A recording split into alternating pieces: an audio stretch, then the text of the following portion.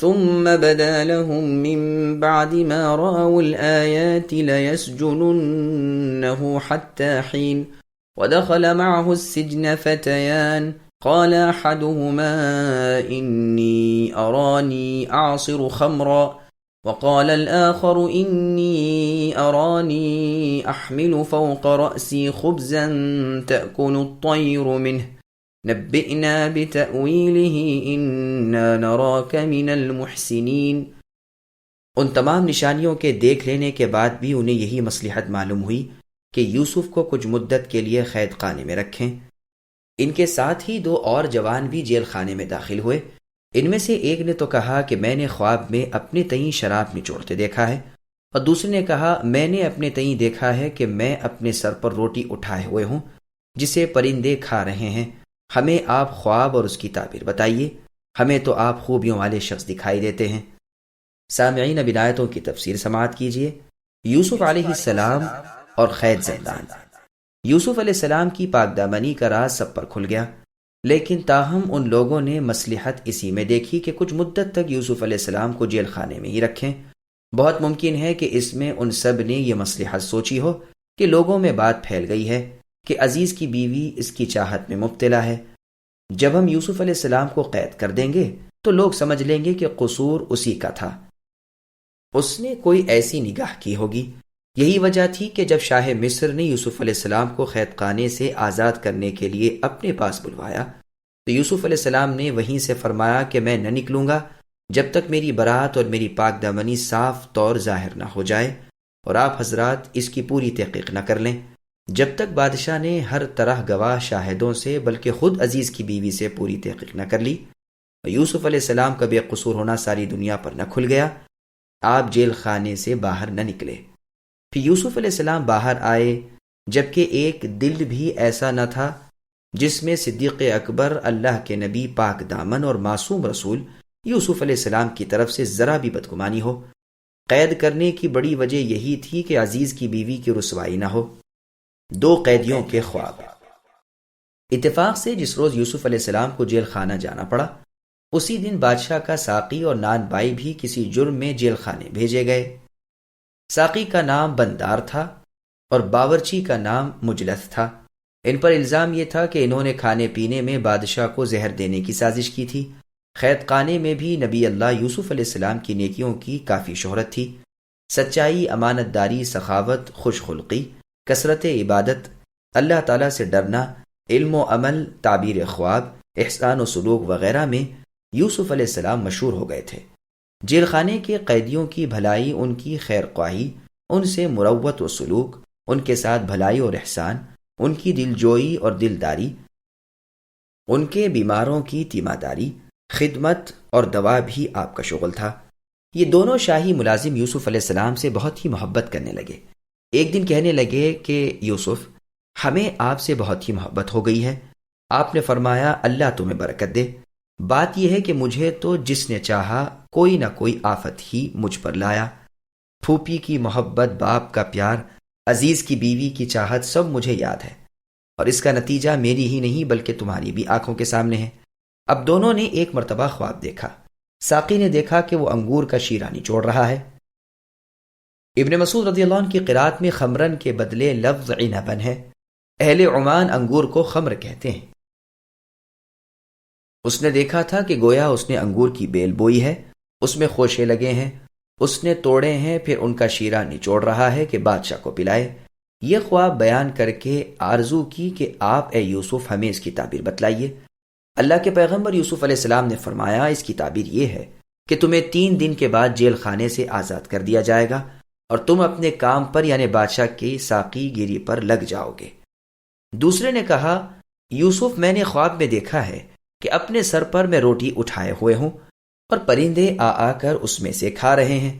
اکثر مفسرین کے نزدیک مشہور بات تو یہی ہے کہ واقعی ان دونوں نے یہی خواب دیکھے تھے اور ان کی صحیح تعبیر یوسف علیہ السلام سے دریافت کی تھی۔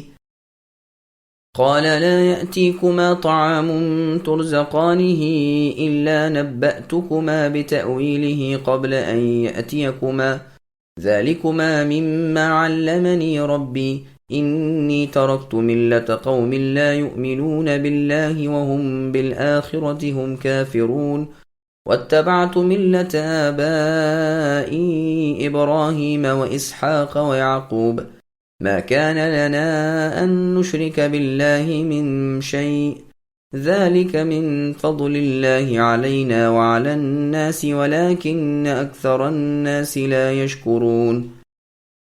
یوسف علیہ السلام نے کہا، تمہیں جو کھانا دیا جاتا ہے اس کے تمہارے پاس پہنچنے سے پہلے ہی میں تمہیں اس کی تعبیر بتلا دوں گا۔ یہ سب اس علم کی بدولت ہے جو میرے رب نے سکھایا ہے۔ میں نے ان لوگوں کا مذہب چھوڑ دیا ہے جو اللہ پر ایمان نہیں رکھتے اور آخرت کے بھی منکر ہیں۔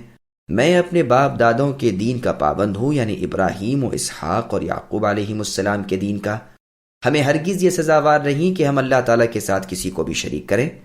ہم پر اور تمام اور لوگوں پر اللہ تعالیٰ کا یہ خاص فضل ہے، لیکن اکثر لوگ ناشکری کرتے ہیں۔ سامعین، اب ان آیتوں کی تفسیر سماعت کیجیے۔ جیل میں یوسف علیہ السلام کی دعوت توحید۔ یوسف علیہ السلام اپنے دونوں قیدی ساتھیوں کو تسکین دیتے ہیں کہ میں تمہارے خواب کی صحیح تعبیر جانتا ہوں اور اس کے بتلانے میں مجھے کوئی بخل نہیں۔ اس کی تعبیر کے واقع ہونے سے پہلے ہی میں تمہیں وہ بتلا دوں گا۔ یوسف علیہ السلام کے اس فرمان اور اس وعدے سے تو بظاہر ایسا معلوم ہوتا ہے کہ یوسف علیہ السلام تنہائی کی قید میں تھے۔ کھانے کے وقت کھول دیا جاتا تھا اور ایک دوسرے سے مل سکتے تھے، اس لیے آپ نے ان سے یہ وعدہ کیا، اور ممکن ہے کہ اللہ کی طرف سے تھوڑی تھوڑی کر کے دونوں خواب کی پوری تعبیر بتلائی گئی ہو۔ ابن عباس رضی اللہ عنہما سے یہ اثر مروی ہے، گو بہت غریب ہے۔ پھر فرماتے ہیں، مجھے یہ علم اللہ تعالیٰ کی طرف سے عطا فرمایا گیا ہے۔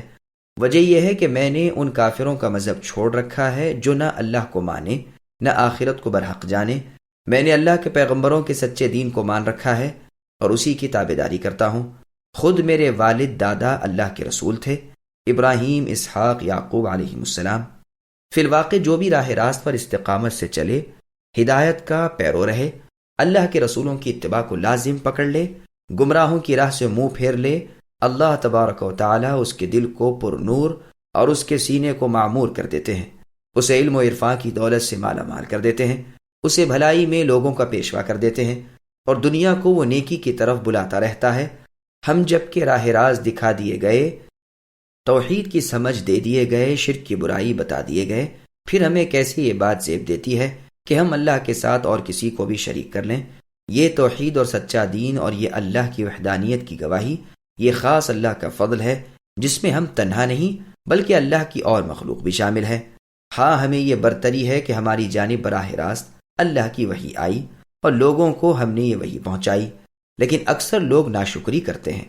اللہ کی زبردست نعمت کی جو اللہ نے ان پر رسول بھیج کر انعام فرمائی ہے، ناقدری کرتے ہیں اور مان کر نہیں دیتے، بلکہ رب کی نعمت کے بدلے کفر کرتے ہیں اور خود ماں اپنے ساتھیوں کے ہلاکت کے گھر میں اپنی جگہ بنا لیتے ہیں۔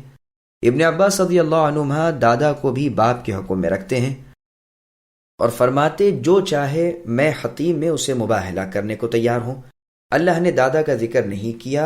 دیکھو یوسف علیہ السلام کے بارے میں فرمایا، میں نے اپنے باپ ابراہیم، اسحاق اور یعقوب علیہ السلام کے دین کی پیروی کی۔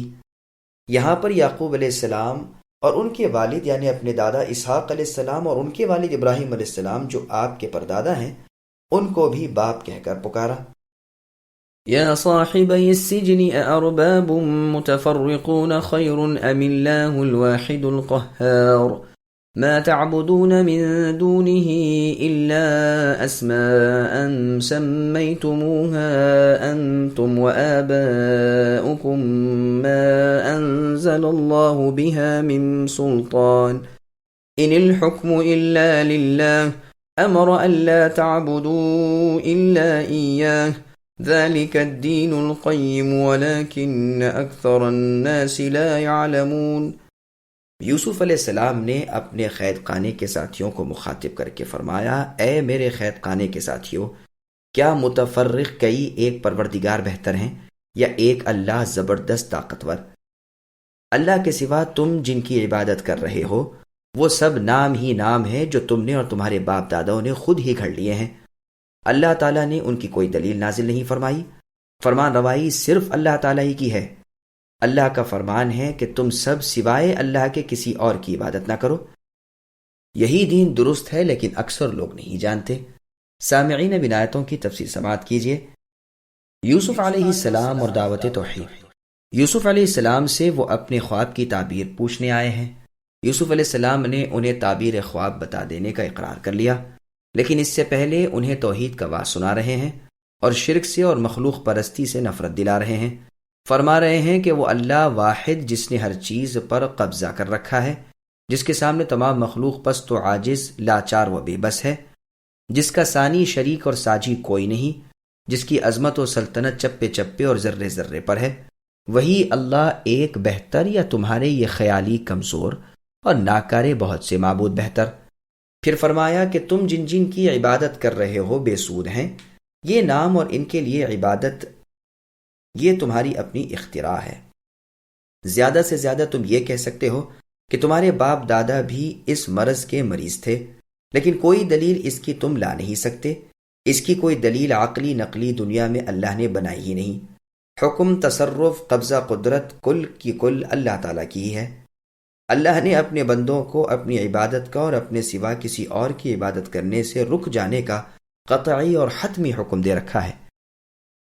دین مستقیم یہی ہے کہ اللہ کی توحید ہو، اللہ کے لیے ہی عمل و عبادت ہو، اللہ ہی کا حکم۔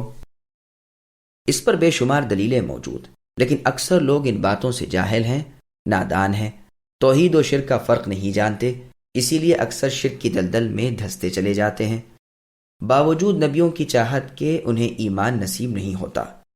خواب کی تعبیر سے پہلے اس بحث کے چھیڑنے کی ایک خاص مصلحت یہ بھی تھی کہ ان میں سے ایک کے لیے تعبیر نہایت بری تھی، تو آپ نے چاہا کہ یہ اسے نہ پوچھیں تو بہتر ہے۔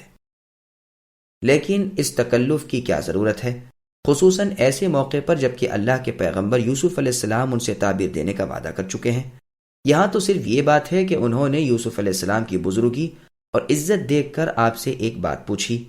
یوسف علیہ السلام نے اس کے جواب سے پہلے انہیں اس سے زیادہ بہتر کی طرف توجہ دلائی اور دین اسلام ان کے سامنے مع دلائل پیش فرمایا، کیونکہ آپ نے دیکھا تھا کہ ان میں بھلائی کے قبول کرنے کا مادہ ہے۔